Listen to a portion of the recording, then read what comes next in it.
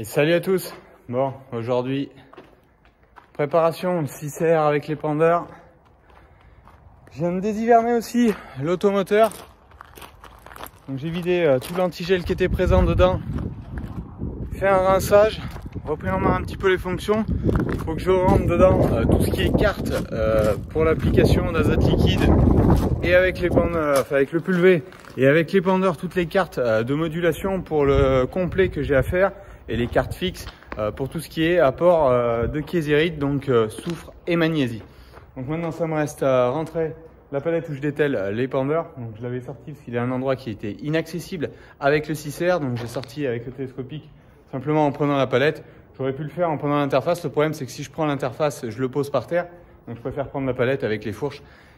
Je la pose à un endroit accessible justement pour le tracteur. J'ai mis la masse qui était sur le 8R sur le 6R, comme ça c'est tout prêt à démarrer. J'aurais simplement à atteler la remorque élévatrice pour aller chercher donc la késérite.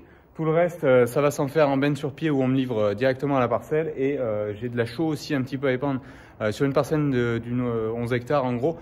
Où là, m'en faut 2,5 tonnes. Je vais aller le chercher directement avec les pendeurs. Ça sera plus simple, il y a 4 big bags à faire. Donc voilà un peu, ça reprend un peu d'activité.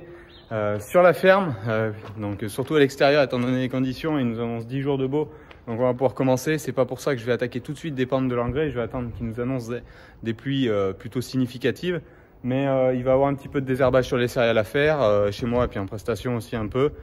J'ai toujours elle à m'occuper que j'ai pas eu le temps. J'ai rentré la SMI ici, vous fiez pas, elle est un peu en travers simplement pour qu'elle puisse passer complètement sous l'hangar, donc bon, ça m'occupe pas mal.